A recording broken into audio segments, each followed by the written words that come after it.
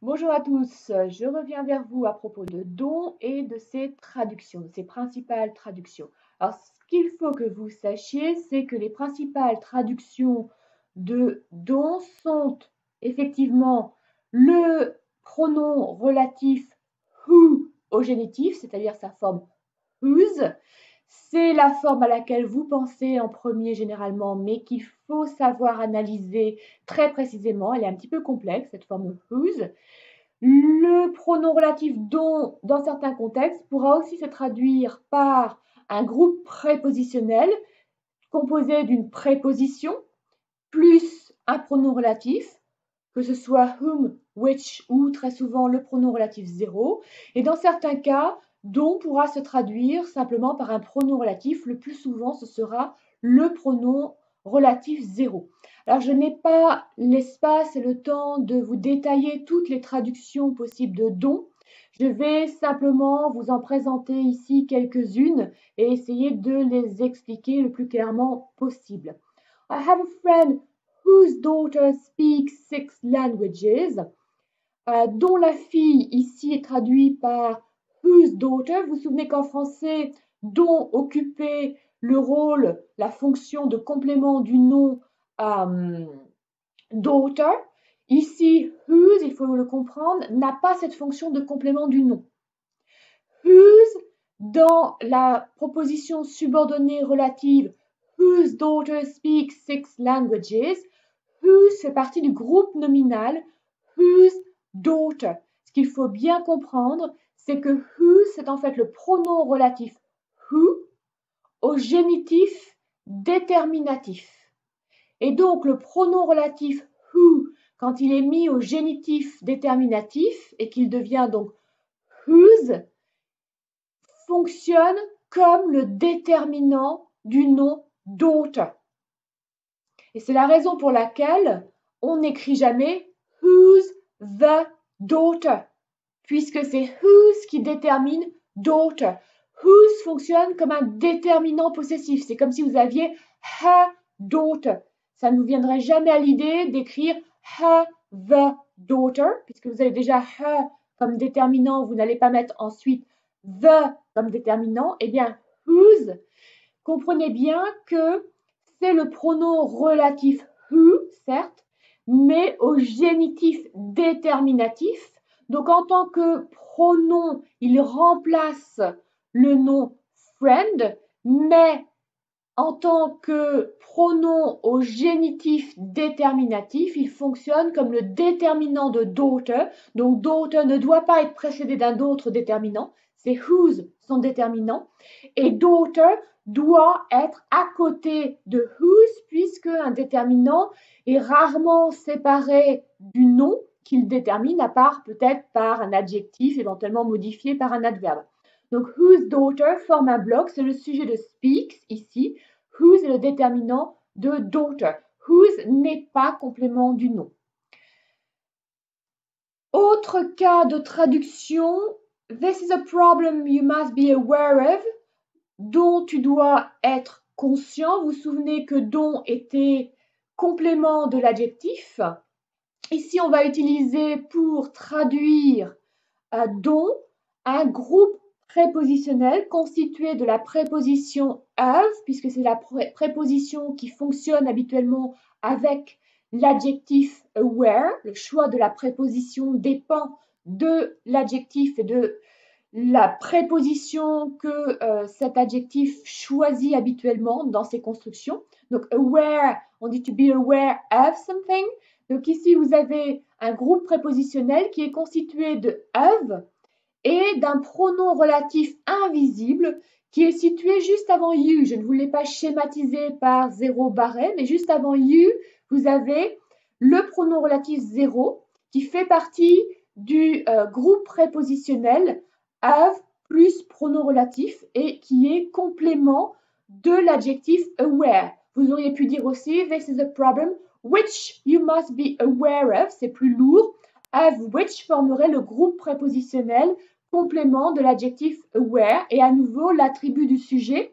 L'attribut du sujet you, c'est bien aware plus le groupe prépositionnel, c'est-à-dire aware plus of plus le pronom relatif 0 si vous utilisez le pronom relatif 0 comme c'est le cas sur mon tableau, ou bien vous allez dire, si vous avez la phrase « This is a problem which you must be aware of », vous direz que l'attribut du sujet c'est « aware of which ».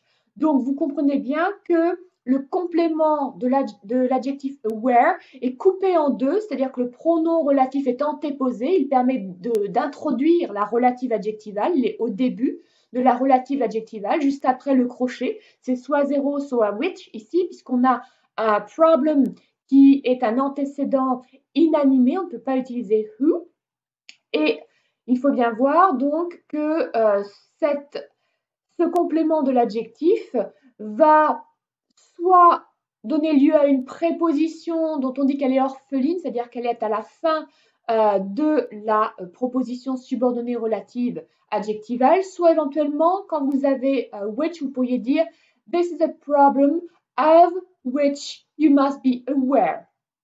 Et là, vous avez le groupe prépositionnel complément de l'adjectif aware qui est à nouveau complet, réuni, juste avant you, au début de la proposition subordonnée relative. Donc l'intérêt, en fait, quand ça tombe au CAPES, l'intérêt de don et de cette traduction, c'est que vous allez avoir plusieurs solutions pour traduire don. Il faudra essayer de voir laquelle passe le mieux, laquelle est justifiée.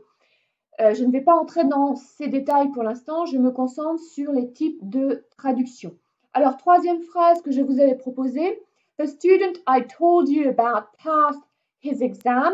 Vous pouvez dire soit the student I told you about, c'est-à-dire que juste avant I, vous avez le pronom relatif invisible 0, soit the student whom I told you about, puisqu'ici l'antécédent c'est student, c'est un antécédent animé, donc il faut utiliser whom.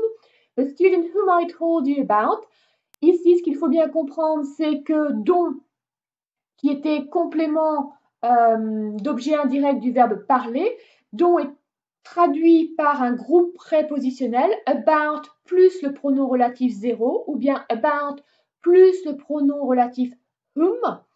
Ce pronom relatif est séparé de la préposition généralement. La préposition reste en fin de proposition subordonnée relative adjectivale et le pronom relatif apparaît au début de la relative. Alors, apparaît quand c'est whom, the student whom I told you about, ou bien reste invisible quand c'est le pronom relatif 0. Vous savez qu'il est invisible. The student 0 I told you about. Vous pouvez avoir une construction un petit peu plus lourde. The student about whom I told you passed his exam. Mais ce qu'il faut bien comprendre, c'est que dont est traduit par un groupe prépositionnel ici, constitué de la préposition about, parce que c'est cette préposition-là qui fonctionne avec le verbe que j'ai choisi, le verbe tell. Maintenant, quatrième cas, I have 4 new colleagues, 2 of whom are British. Ici, vous avez une traduction de dont par un groupe prépositionnel à nouveau, of whom. J'ai choisi le pronom relatif whom, bien évidemment, parce que colleagues est animé. Je ne pouvais pas mettre of which. I have 4 new books, 2 of which are British or American. J'aurais utilisé dans ce cas-là which pour renvoyer aux books. D'accord? Donc, ce qui compte ici, c'est de bien comprendre qu'à nouveau, dont est traduit par un groupe prépositionnel. Donc, vous voyez un schéma ici. Première phrase, la traduction classique de dont, quand il est complément du nom en français, il est souvent traduit en anglais par whose. Deuxième cas, représenté par les phrases 2, 3 et 4, traduction de dont par un groupe prépositionnel. Et le choix de la préposition dépend en fait du verbe complété par votre groupe prépositionnel et aussi, si c'est un groupe prépositionnel complément de l'adjectif complété par ce groupe prépositionnel. C'est généralement l'adjectif ou le verbe complété qui décide du choix de la préposition à la tête de votre groupe prépositionnel. Et donc, dont est traduit par un groupe prépositionnel contenant une préposition déterminée, vous l'avez compris, par le type de verbe ou le type d'adjectif, suivi d'un pronom relatif, 0, whom ou which. Le choix entre which et whom se fait selon le trait animé ou inanimé de l'antécédent. Et souvent, le pronom relatif est retenu, que l'antécédent soit animé ou inanimé, parce que cela donne lieu à des traductions plus légères, notamment à l'oral.